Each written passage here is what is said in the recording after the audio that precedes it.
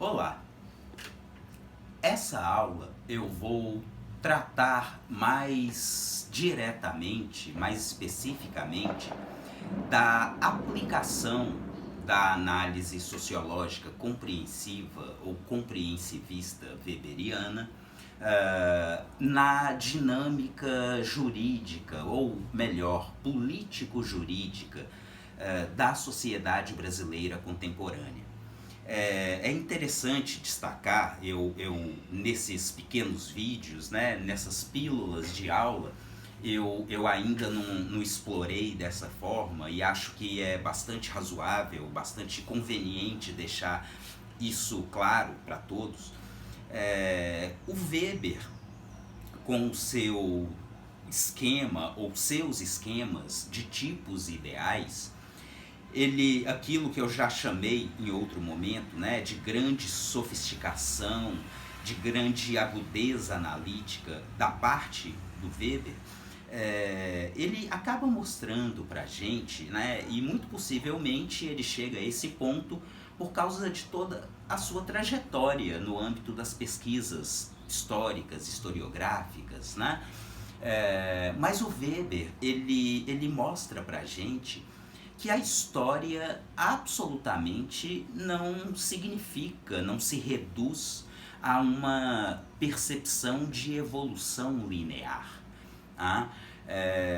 Por tudo ou pelo pouco, né, que eu disse nesses vídeos anteriores, eu já provoquei exatamente isso. Será que nós, individualmente, somos hegemonicamente mobilizados pela razão nos nossos comportamentos? Porque, enquanto esquema ideal, somos modernos, somos contemporâneos, somos racionais.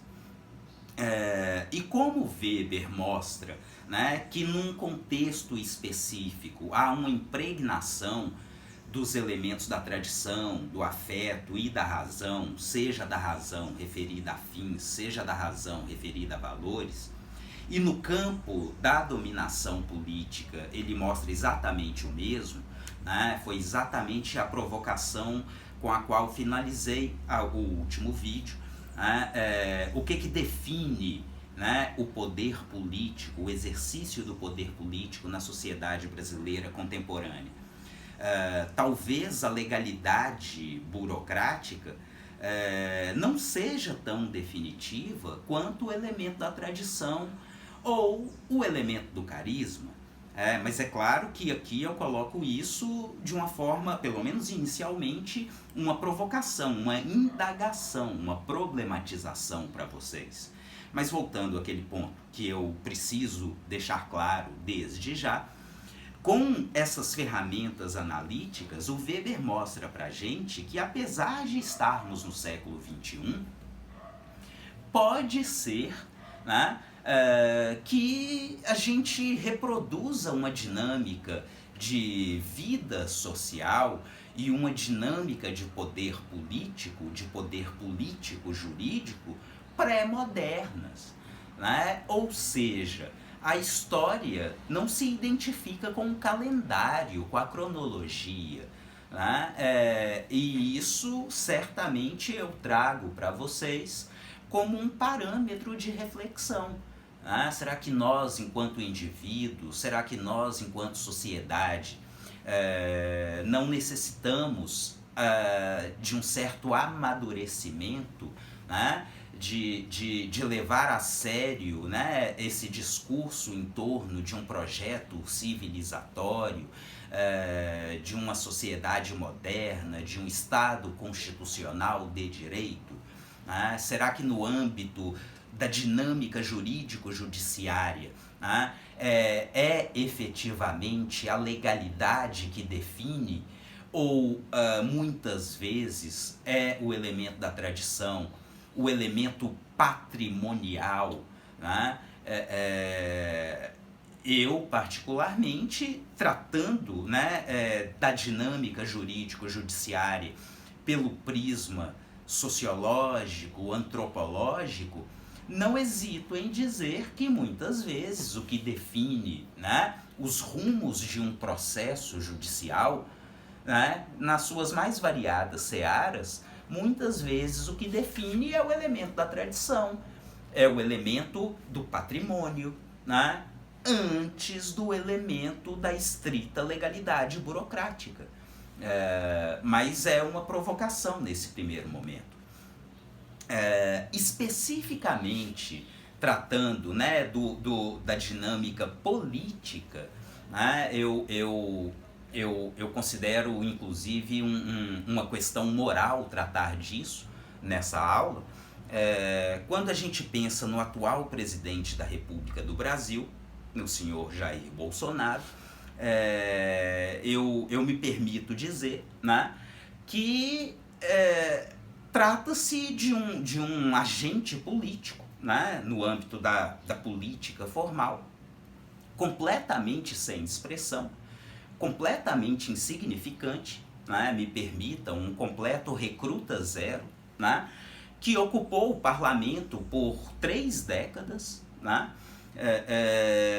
e que é absolutamente nulo enquanto agente político, e que em um determinado momento, né, se transforma do recruta zero para o capitão, né? O mito, essa expressão por si é completamente sugestiva no contexto da nossa conversa, né?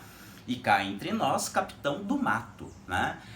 Historicamente isso tem um significado muito próprio, né? E o que levou esse político sem expressão à condição, ao patamar de um agente político de expressão, né? Que se projeta como um candidato, e um candidato extremamente competitivo, que efetivamente se tornou o presidente da República. A plataforma, né, usada por esse senhor foi exatamente os elementos da tradição e do carisma. Né?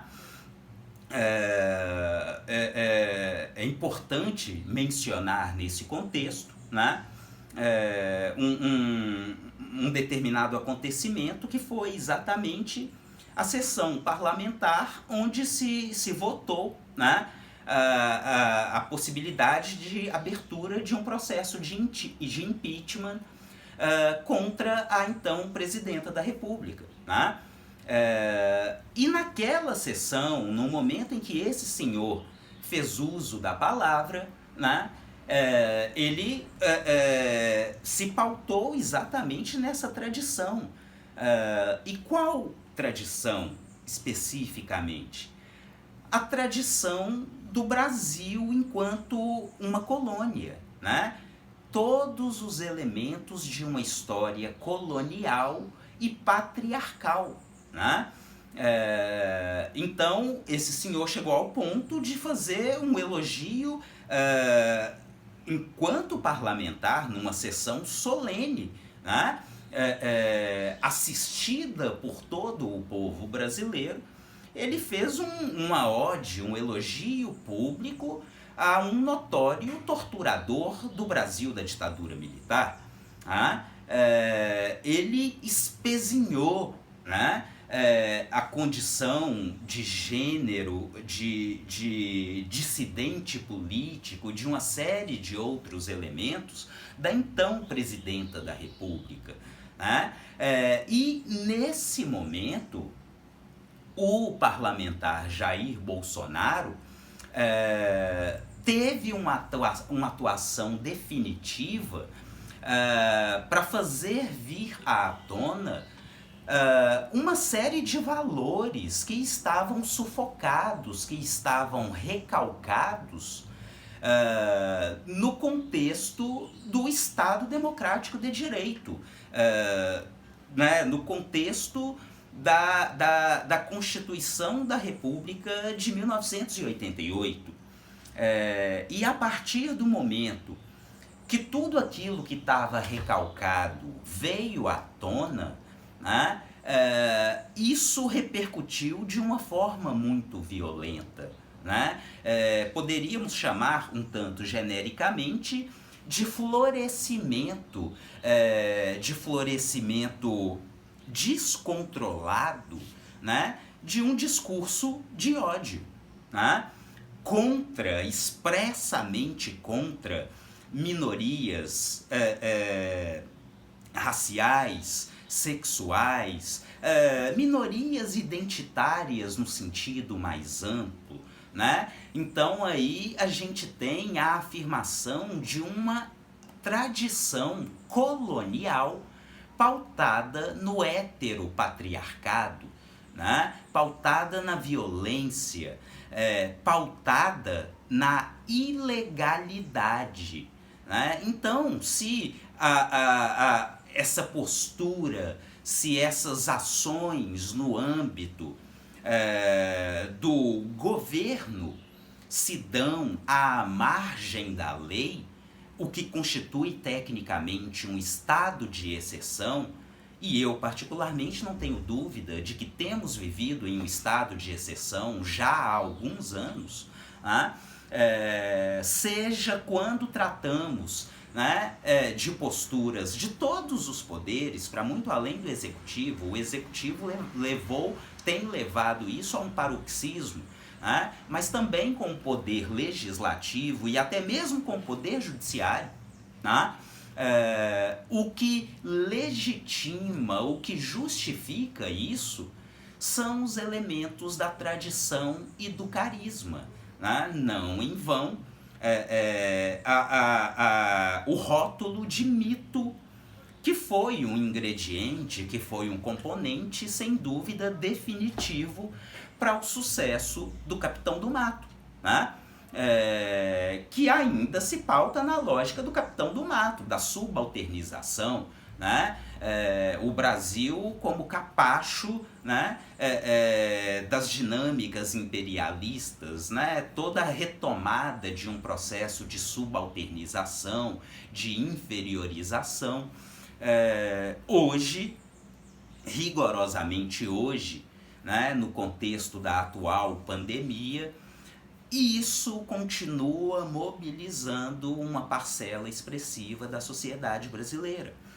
Então é preciso levar muito a sério tudo isso, né? E aí a angústia que fica para nós. Em que medida somos modernos?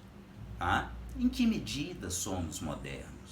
A legalidade burocrática, pensem, né, uma outra situação que é importante trazer à tona. A Lava Jato, né? Qual a legalidade por trás da Lava Jato? Será que os fundamentos, né, que deram e continuam dando sustentabilidade para a Operação Lava Jato na sociedade brasileira não são rigorosamente os elementos da tradição e do afeto? É um questionamento que eu deixo para vocês e, é claro, né, quero respeitar as mais variadas leituras, pontos de vista, mas realmente tenho muita tranquilidade, tenho muita segurança de trazer essas provocações pautado nas ferramentas analíticas weberianas. Então é isso, pessoal. Com essas 3 pequenas aulas, eu me sinto um pouco mais tranquilo, né, no sentido de que, se a base das aulas presenciais sobre o compreensivismo weberiano talvez tenham sido, né, um tanto apressadas, um tanto rápidas, agora vocês têm esses vídeos suplementares para a gente poder discutir melhor e continuar construindo um conhecimento da forma mais consistente possível. Muito obrigado.